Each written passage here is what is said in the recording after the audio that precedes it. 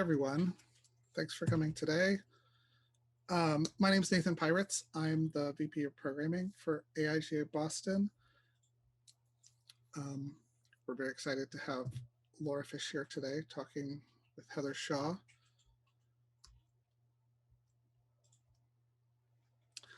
If you don't know much about AIGA Boston, AIGA is the professional organization for design. It's a nationwide organization, and AIGA Boston is one of many chapters across the country. We are an all-volunteer organization, and we rely on the help and participation of the community. If you'd like to get involved, either as a volunteer for an event or maybe get involved with one of our committees or just to share an idea, feel free to reach out to me or anyone else on our board. We will be sending out an email after this event, so there'll be contact information there, or you can go to boston.aiga.org. Now I'd like to introduce Laura and Heather. Yay. Great. Great. All right, so we'll just get started. So in the next hour, we're going to talk about Laura Fish's work and the book she co-authored with Scott Kiekbusch, The Designer's Guide to Product Vision. Her approach to design work and the book can be boiled down into 4 key messages. And before I launch in, I just want to welcome everybody. I see a lot of familiar names here today, so thank you all so much for joining. And hopefully this will be a really enjoyable and educational experience for everybody here. So Laura's approach to design work in the book. So we're going to talk about these 4 key messages, and we structured the conversation to follow these. So the 4 key messages we're going to be talking about today is, the first one is, without a seat at the table, designers aren't really positioned to reach their full potential. The next one is, we as designers have a higher calling, and that means reclaiming the discipline of design and redefining design for modern times. The third one is why harnessing vision is so important and how the designer can lead that effort. And then the fourth one is why design must be recognized as an equal partner to business and engineering to make that vision a reality. So we'll be taking questions at the end of these 4 short segments. But to keep our audience actively involved, we're going to post a polling question at the beginning of each of these segments. So how would you describe your current role in design? We'll leave this up for a couple of seconds for folks to respond. All right, let's see these results. Excellent. That's so great. Yeah, there's a lot of senior level designers, but it's also pretty equally measured between strategist, creative director, art director, mid-level designers. All right, great. Thank you all for sharing that with us. All right, so first, what I'd like to talk about is before we jump right in, Laura, this book is fantastic. I really enjoyed learning from yours and Scott's design methods. So as you can see, this is my copy of the book. And the sign of a really great book for me is the number of Post-it notes I have inside of it. So can you talk a little bit about your inspiration and reason for writing this book? So it was important for me to dedicate the book to designers who are currently in the spot that I was in not too long ago. So I'm 17 years into my career now. Mm-hmm. And it was probably roughly around like 5 years ago when I started evaluating, 3 things. I was evaluating my contributions as a designer, my career, and then this profession of design. I found myself in a position where my contributions as a designer were flourishing because, a decade's worth of design vision approaching was really solidifying through my partnership with Scott, who's my co-author. And it kind of felt like we were making strides, right? But then here I am as a designer working for a company who doesn't value design as a core competency. Right. So, and in my career, by those traditional corporate standards, we're stuck, right? I was hitting a ceiling. So I wanted to find a different way forward and get unstuck. And being a nonconformist, I veered off the beaten path. But to be perfectly honest, nonconformity has cost me jobs, right? Mm-hmm. So it's professionally dangerous to challenge the status quo. Yeah, and I hear that, and I appreciate your honesty. Can you give me more of a specific example? I can give an example. So let's say that you're working for a company that doesn't value design or experience. So they likely have services and products that weren't approached with a human-centered thinking or lens. So then you have these products and services that really aren't designed well. But then maybe you have a bonus structure, right? That is directly related to how users currently interact with that bad design. Mhm. So by you challenging the status quo, you're kind of putting yourself in between your colleagues and their bonuses, right? So challenging and redesigning and making changes to that work, really challenges someone's monetary gain. So that's where I found things to be a little more treacherous. Wow. Okay. One of the things I love about this book is that it's so actionable. Like I just found it a very approachable read and like something I could execute. You nailed it. So I read books for contextual takeaways, right? So I'm reading all these innovation books and I'm trying to then go into work and say, how do I apply this today in my Mhm. work situation? So my co-author and I, at the beginning of writing the book, we set the intention to write one that's super actionable. So the methods are grounded, they're crystal clear, they build as they go. And with that is a lot of flexibility. So if you and your design team are finding the need to adjust something to your preference, like that's built in already. Great. Yeah. Awesome. And so, one thing I noticed is that this book is a great resource for any designer. But more specifically, who do you feel would most benefit from this book? I think that's exactly it. I think all designers are going to benefit from this book, whether you want to stay as a tactical designer or working with strategy. There's knowledge in this book Mhm. for everyone, but there's been a really interesting twist. Like there's been a secondary audience that's kind of emerged. So the book was published last August, and I've heard from full stack developers and product owners who read the book for the process of vision creation, but what they took away from it was a better understanding of our professional goals, and like they've been trying to grab on how they can help their designer colleagues. So that kind of awareness and support is invaluable, and I've really loved hearing those stories. That's great. That's great. So that's our introduction, but we're going to dive into the first segment now. And we're going to start with another polling question. So at your current company institution, would you describe the value placed on design equal to that of the business and engineering teams? Okay, I can't vote, but No, we can't, sadly, but we have I our know thoughts my and answer. opinions. Yeah. Okay, so I didn't expect it to be, I thought there'd be a lot more no's, but Yeah. definitely um, excellent. All right. So the first key message we're going to talk about today is without a seat at the table, designers aren't positioned to reach their full potential. And here's a quote I highlighted for myself from the book. Design should be an equal to technology in business. Can you make this case for us? I can make this case for you.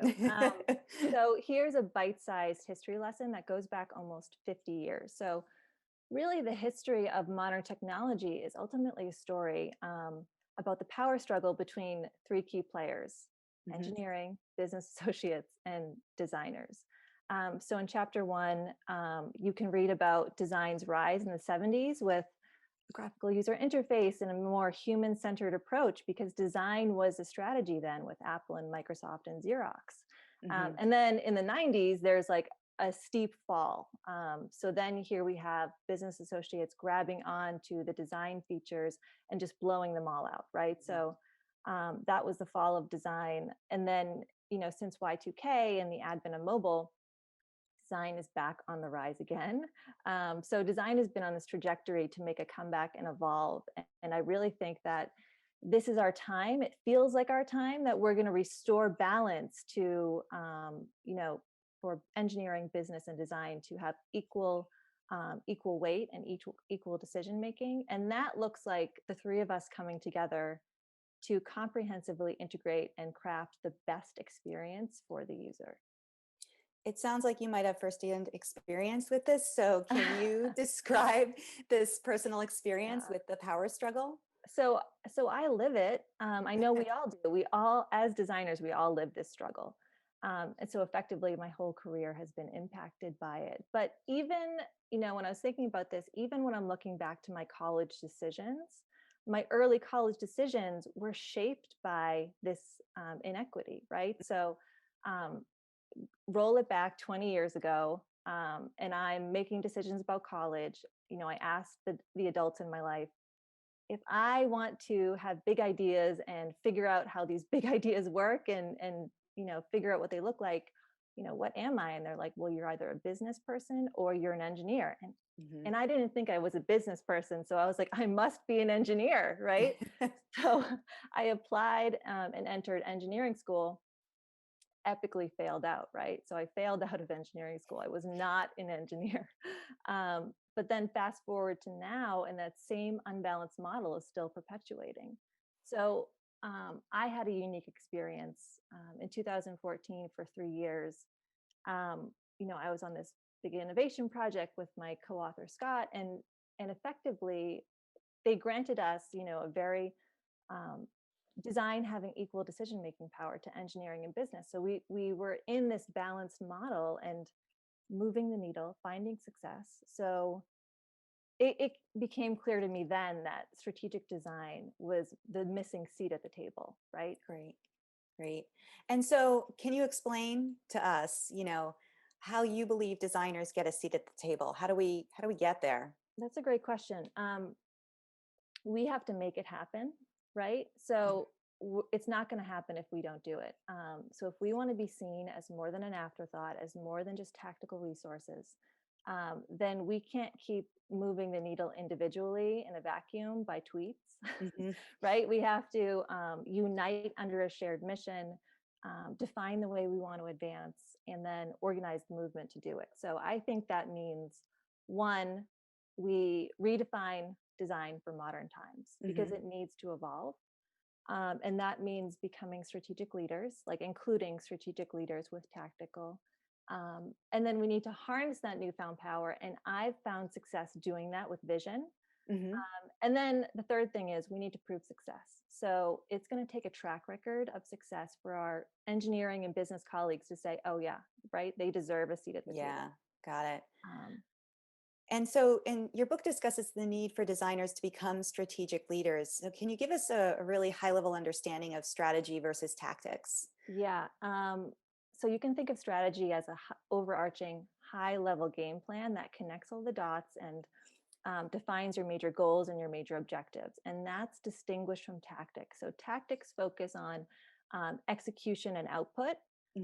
So tactics are in service of a strategy. They are both equally important, right?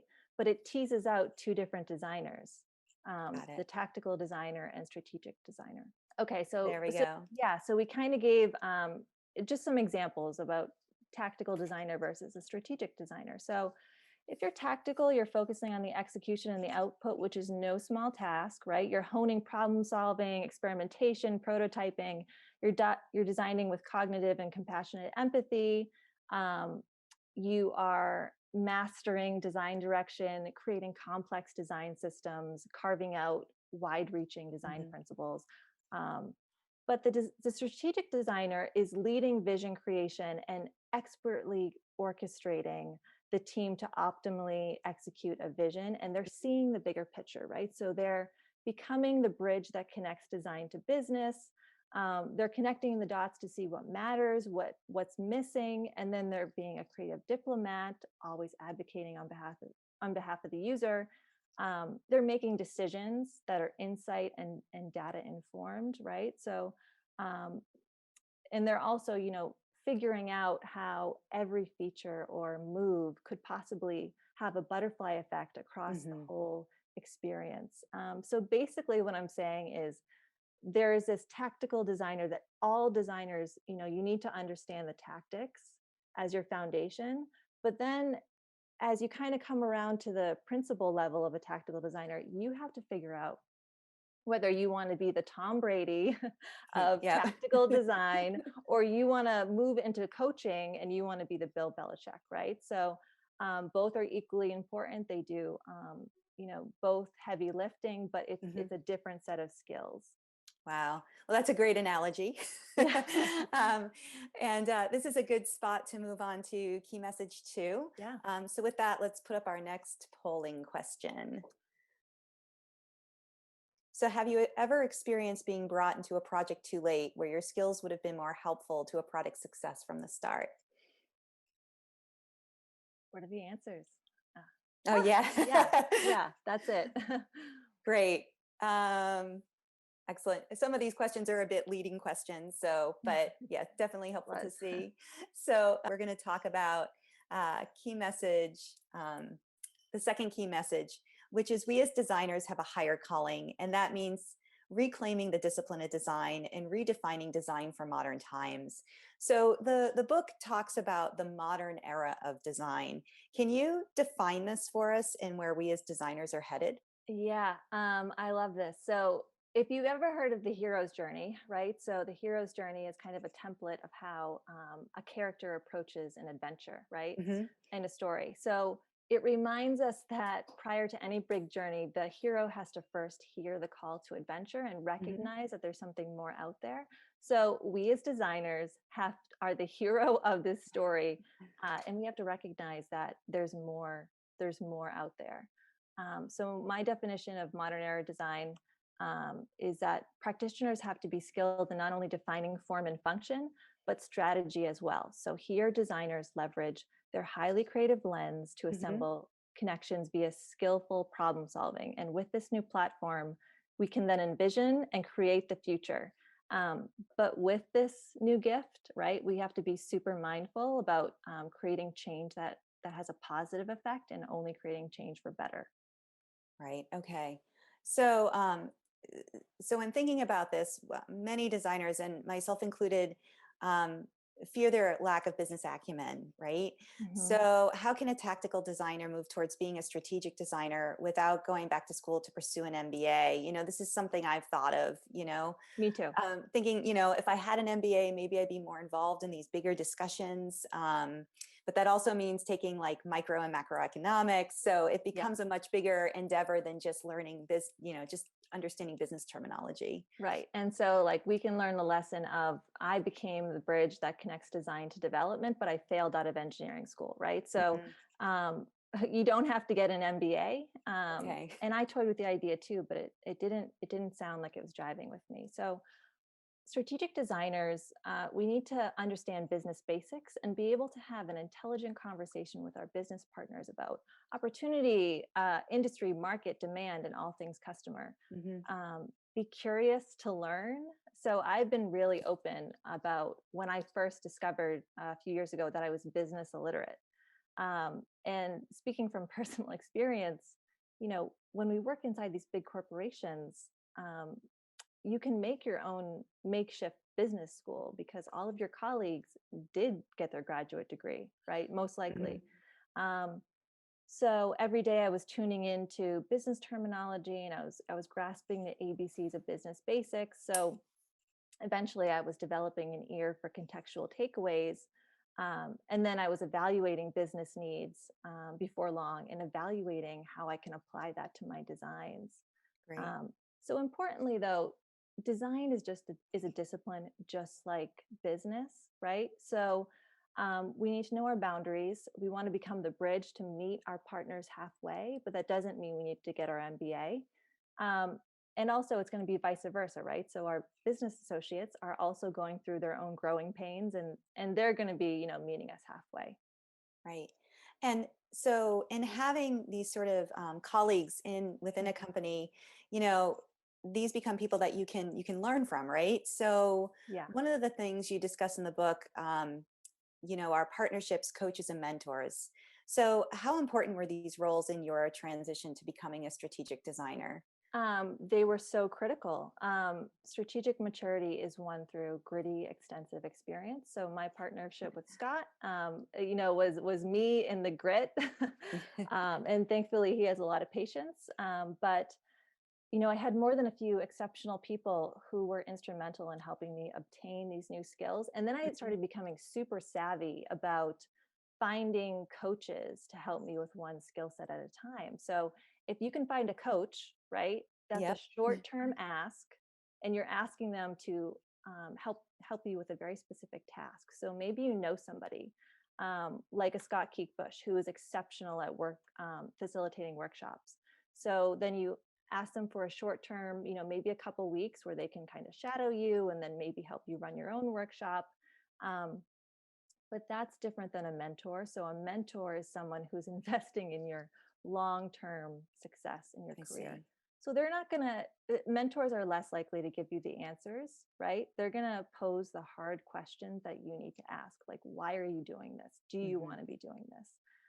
And also mentorship is rooted in friendship. Like you can't just ask anybody on the street Right. to invest in your future. Yeah. Right. Great. So those are ways for the tactical designer to level up to a strategic designer. But what are ways that the experienced strategic designer, someone like you, what are you doing to keep learning and growing? Always growing. I'm never going to stop. But I'll give you an honest answer. I am finding it difficult to know where to let go with some of the tactical skills. Right. So the strategic designer, also has to wear the tactical hat sometimes, especially at the beginning of a vision when they're translating all that innovative thinking into tangible output. Hmm. And I love complex design systems. I love beautiful visual languages Right. and design principles. And I love, starting to craft them, but then they get super complex and you need to be in the thick of it. And I haven't found the balance where I can do strategy and um, the tactics at the same time. I don't know how Bill Belichick would be also Tom Brady on the field, right? I haven't figured that out yet. Oh man. So great. We're gonna head into our third segment. So, and we have another poll for everyone. So, do you as a designer naturally sense a better big picture experience, but can't seem to effectively communicate it to management? All right, let's see. Okay. Yeah. So it's very relatable. Yeah. Great. So the third key message is why harnessing vision is so important and how the designer can lead that effort. So for me, part two, the vision of the book really spoke to me because it provided such a concrete, like step-by-step product vision process. So it just read like a playbook that set the stage towards a successful product validation. So how did this process come about through your own experiences? I love all things vision. So I keep count. I've created 12 visions over 17 years, and I often think about each one of them. So the difference between my visions at the beginning of my career versus now is, of course, strategic viability.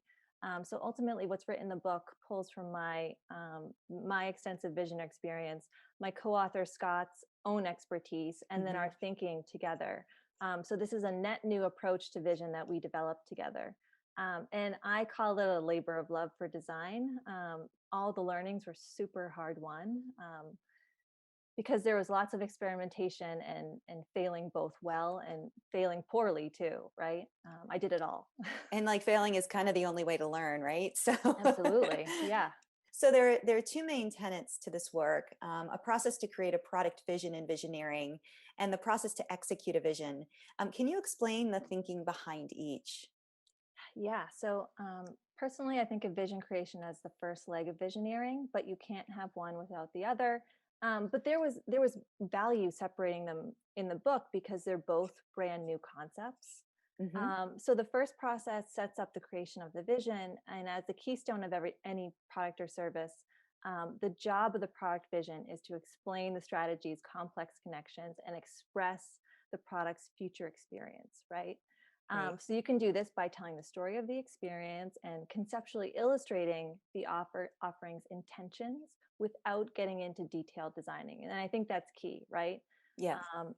So of course, like think of it like a vision fuses bold future with thoughtful strategy and reflects the the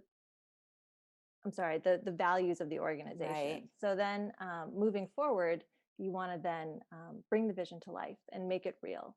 So Visioneering takes a thin slice of the vision and then uses an agile, iterative, continual process to make it happen. So of course we're using the experience is what we're focusing on, right? We're slicing off a thin part of the experience and not creating a list of features. Right. And so, and I think one of the things that will happen when folks read this book is a lot of designers who read it will recognize various aspects of Agile, things like iterative launches, scrums, stand-ups. But it is the specific order and combination of these things. This is what I noticed, just the specific order and the combination that makes the product vision process successful, and it felt very achievable.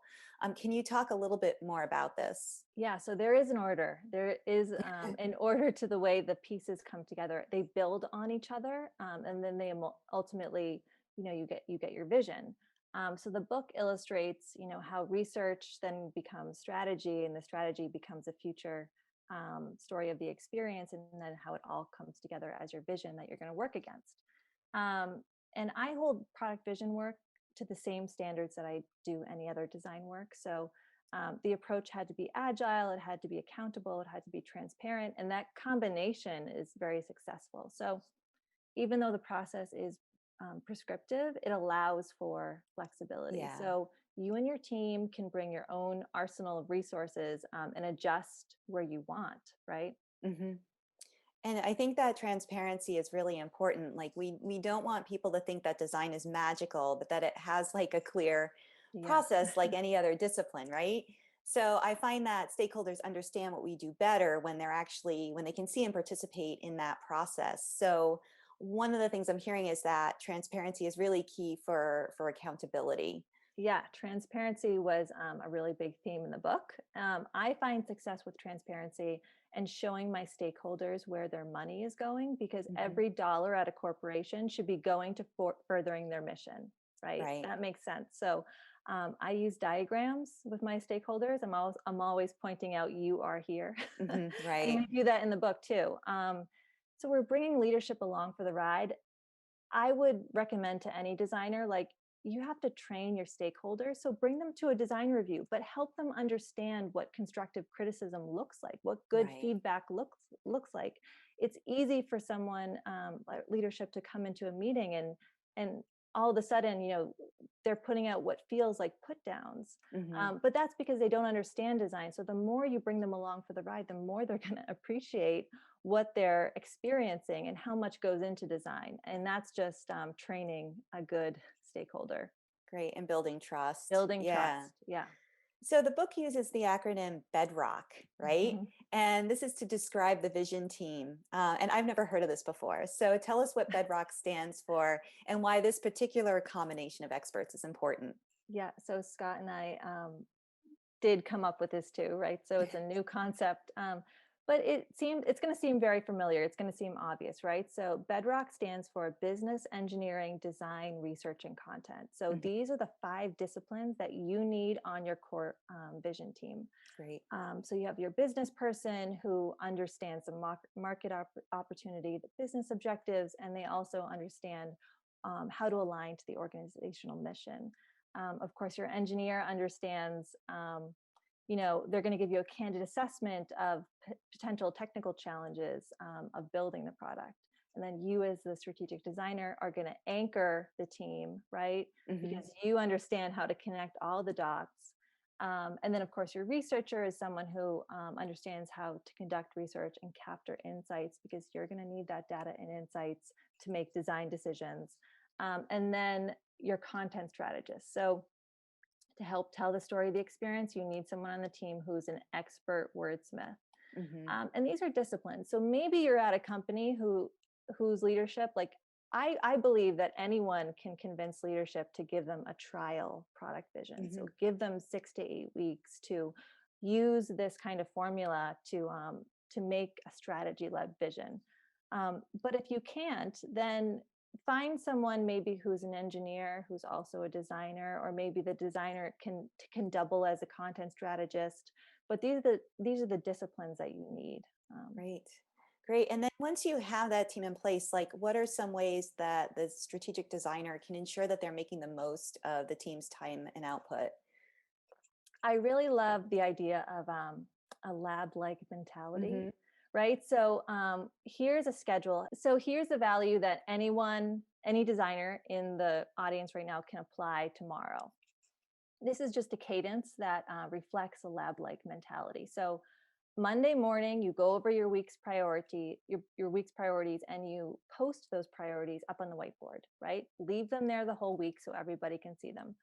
Your stand-ups are in the morning, and then Tuesdays and Thursdays are left for reviews and core hours. So those are the days that you're bringing your leadership in, helping them understand how to give a good review. And those core hours where you're pairing and noodling and brainstorming and things are coming together. Wednesdays and Fridays are intentionally left clear so any member can focus independently on their work. So it's not left open to fill with meetings. It's left open so you can focus. It feels very humane. It felt like a very like reasonable, humane schedule, despite the fact that you might be turning work around on a very sort of, on a more speedy basis. Yeah, So, you can approach it with a sense of urgency, but then this cadence is really good for setting stakeholders' expectations. So the whole team has this rhythm and this momentum that you're building on. that's great. So that enables us to move into segment 4. So we could have that polling question. How many of you have experienced your company hiring an outside firm to do vision work rather than using the design expertise from within? Yeah. That's great that some of them have. Yeah. Yeah. So the fourth and final message is why design must be recognized as an equal partner to business and engineering to make that vision a reality. So this is interesting to me. Can you describe visioneering? Because that's not a word I've heard before. No, I coined it. Yeah, no. So EER as a suffix, when you Mhm. apply it to a word, it means working hard with respect to. So we're Ah. working hard with respect to the vision, and add ing, and that makes it a verb. So here we have visioneering. This makes sense to me. We're working hard against a vision, and think of visioneering like a compass and a North Star. So every product or service journey that your team embarks on is an uncharted expedition. Mhm. The landscape is unpredictable because the nature of technology is going to move fast, and so isn't that bar of user expectation. Like, how many times have you seen a product launch one week and then only to see a month or two later that its competitor, just upped the game again? Mhm. So working against a laundry list of features that's probably listed out for 6 months is not going to serve us well. So this means product roadmaps are obsolete, and I know that is a hot topic. But so to maneuver this terrain, using a strategic compass instead of a roadmap is a much better approach. So Mhm. take your compass that includes your product vision and align it with your North Star. Your North Star is the company's reason for being. It's their mission Okay. and purpose. Every single company. So a company's, all of the products and services within a company should be aligned to that North Star, Right. right? That makes sense. And then doing it this way, you're keeping your product bound to purposeful direction, Mhm. right? So you're iteratively and continuously delivering the best experience that meets the needs of both your business and your customer. So you're always building this better partnership between the customer and the business. Great, great. And you describe these 5 strategic building blocks that every Mhm. single strategy-led vision must have. So they are the where, who, what, when, and why. So can you describe how each of these things fit into a successful product strategy? Yeah, this was a hard one formula, but it was it to remind you of a lean startup pitch deck, Mhm. right? So it had to be simple. Simple isn't easy, but it's the perfect fusion of those 3 key disciplines, right? So business, engineering, and design. So the Right. where is your opportunity space, right? Figure out where you're playing, get into market and industry. The who, of course, is our user, Mhm. and demand, right? The what is a high level look at the solution, how the offering comes together. And the when is the timing of the technology that'll best execute the best experience. So that may not be today, it may be 5 years, 10 years in the future. Um, And then the why clarifies the ways that this offering is going to further the company's mission and purpose and achieve measurable objectives. Great. Right. So I use a metaphor to help me grasp product strategy and think of it like if your product vision is the keystone of a product or service, your strategy is the masonry. So we have these 5 building blocks and they all need to interlock and connect and form one larger foundation. And it's not easy, right? So you're going to probably start in your opportunity space. Like it's important to start there, but then you're going to go back and forth and be all over the place. Right. So it's not quite sequential, but there are 5 distinct areas that you need to cover. Great. Yeah. And then in your opinion, why do you feel designers should be not just an equal partner, but an essential partner to becoming a core member of the visioneering leadership team? So the book describes this group as the triad, which includes the strategic designer, the technology head, and the product manager. I like to call it the power trio, but I the like book that refers too. to it as the triad. I like that too. So visioneering is really where the rubber meets the road, right? So this is where the company has to shift their values to include design to successfully execute a vision. This is where balancing the model comes into play. So the entire product team needs to shift and unify and incorporate design as an equal decision-making partner. And that's what visioneering is, right? Visioneering is based on this equality. And then going forward, success is measurable and teams are accountable. So we'll be proving our worth and solidifying our seat at the table. Great. Yeah. I just want to note there are 2 questions, but if folks are okay, Laura and I just have 2 more short things to address. So, and then we'll come back and make sure we address the questions that are being posed by the attendees. So, so just to circle back, so for example, one thing I was thinking is that anyone could read this book and follow this product vision and visioneering process. But what skills does a designer have to ensure that this work is successful? So what sets us apart from, say, like anyone just reading this book? Yeah, I think that's what I really like about it is that it's transparent about what design is trying to do, and it does want to be a partner to engineering and business, right? But I think what's really important is designers are actively expanding our discipline. We're putting in the hard work to optimize our contributions and excel in our own expertise. And I think that this growth that we're going through is going to shake up companies and also shake up the products that we're putting out in the world. Great. Yeah. And so do you think that someone can be a successful strategic designer if they never learned how to be a strong visual or a tactical designer? That's a really good question because I use the analogy of a coach and a player, and technically you don't have to be a player to be a coach. But in this case, it's a full stop no. You cannot be a strategic designer if you haven't been an active player on the field. So that strategic designer is built on a strong tactical foundation. Great, great. So, so what I'd like to do, if it's okay with you, is there's 2 questions in the chat. Is it okay if I read those to you? Great. So this is from Amy Parker. Hi, Amy. What communication tactics do you use to balance dominant personalities who might take a lot or over others in a stakeholder group? It's a great question. So are you asking the stakeholder themselves are a big personality? You know what, maybe I'll pull up this chat. It's in the Q&A. Oh, okay. So this is interesting. So when I was working on this innovation project within a big company, there were very loud stakeholders, right? So we made the intention to be very clear about whose opinion matters and whose opinion doesn't, right? So if you're a loud stakeholder and your opinion has been deemed that you're not the key player who's making decisions on a leadership team, then yes, I'll sit there and I will take your opinions, but that's just it. It's your opinion.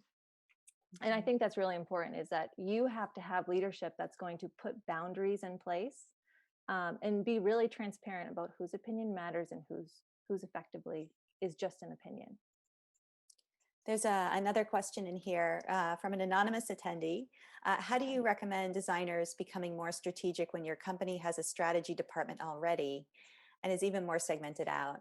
So how can designers instate their value when they are seen as purely tactical from the rest of the company? Yeah, this is great. So, this gets back to, we need to evolve our discipline of design, because right now, design is in the dictionary or on Wikipedia defined as the top layer of a product. You're defining aesthetics and you're identifying potential usability concerns. That's it, right? So I don't blame my colleagues who are like, oh, this is what design is. This is the definition. Why are you telling me something different? So we have to evolve design to, fold in strategy into our definition, so then we can be seen and accepted as that. Great. There's another question posted here too, is how does the designer take action to move for change and earning buy-in when A, the organization keeps restructuring, and B, designers are resourced to moving target projects brought in late? Yeah. What needs to change at the organizational level or product team first? This is interesting. So I'm hearing that that design program obviously isn't equally weighted to business and engineering, right? They're not a seat at the table. I would ask your leadership team, potentially, you're in an organization that doesn't value design as a core competency. So maybe you can propose a trial program where design on a specific project does have that equal decision-making power. I've been in organizations too that keep restructuring, and it's difficult. And I think that design programs restructure a lot because we haven't put in place what structure we want to follow, right? So it's on us to clearly define who we want to be, and then really speak up when it comes to how do we want to fold into the hierarchy in the organization, and make sure we're not at the bottom of this, like the lowest rung on the ladder, right? But it's hard work, right? You just have to keep speaking up. And I think this is the power of unity, right? One designer saying it, but your whole program saying it is quite different. I think one thing too, when we talk about a lot of that restructuring, right? Like that kind of change management really should follow a design process, Absolutely. and it's really hard to convey that to leadership when they're, it seems like they're just rearranging the deck chairs, so Yep. Excellent. So we have another question. This is from Bill Fleming. Hi, Bill. There are a lot of graphic and interactive design students on this meeting. Hey, everyone. Hi. What advice can you give to them to help them see that their degree can be built upon throughout their entire career as a visionary, consultant, and coach? What advice can you give them to help them see that their degree? Yeah. So, right, my degree was heavy in tactical design, and it was invaluable, right? I do wish that I had a better understanding of business in college, right? Because then that would help me make the transition to market so much easier. But you have this great foundation, this great college education, and then you have to keep building on it actively throughout your career. So I think this talk is reflects that. Let's see. Yeah, and those. And then really what we're saying is there are these tactical designers. You're the player on the field, and then you're continually building up your junior designer, and then mid-level, senior, principal. You're getting into that amazing complexity of design systems, and then you make the choice: do you want to branch off into strategy, or do you want to stay that elevated tactical designer? But there are so many ways to grow after college. College is just the first step. Great. Those are all the questions we have at the moment. Is there, since we do have a couple more minutes, is there anything else, Laura, that you'd like to mention before we wrap up? Yeah. So on a side note, just know your worth, both as a tactical designer and as a strategic designer, and stand in that worth, right? Know your value, stand in your worth. And it's not always easy. I know that. But Also, I'm getting on my soapbox, but the world has big problems, right? So those big problems are deserving of our talent as designers and strategic thinkers and visioneers, right? So find a cause that means something to you and find a way to contribute professionally as a designer. Excellent. Thank you. And if you need a pep talk, you can ping me on Twitter. I have pep talks for days. Oh my goodness. Okay, I need one too. Well, thank you so much. And just a reminder that through March 31st, Peach Pit is offering a 35% discount on Laura and Scott's book, The Designer's Guide to Product Vision. Enter the code Product Vision during checkout. All orders include free shipping in the US, or you can read it as an ebook on your preferred device. So, Laura, thank you so much. I really enjoyed talking to you. I really enjoyed reading your book. I'm hoping I can put some of these processes into practice at my own institution. So, and thank you everybody for attending. And, you can follow up with us later. I think our contact information can be found on the AIGA website, or we could certainly figure out a way to get it to you if you want to reach out. And Nathan. Thanks so much. Yeah. Thank you, Laura and Heather. That was really great. I'm sure everybody found that really valuable. It looks like there's one more. Oh, what's your Twitter? We have a question. Laura, what is your Twitter? It's the Visioneering Sherpa. Let me paste it in there. And we'll be sure to include that in our post-event email. Great, great. So, and I want to thank Peach Pit also for offering the discount. That's all on our website too, if you don't want to write it all down now. And thanks to everybody for attending. We're trying to do more and more events through the spring, and we'd love to hear from you, see what your needs are, what your interests are, and feel free to reach out to us if you have any ideas. So have a great day, and thanks everybody for coming. Thank you, Nathan, for organizing Bye, guys. this. Yeah, thanks, Nathan.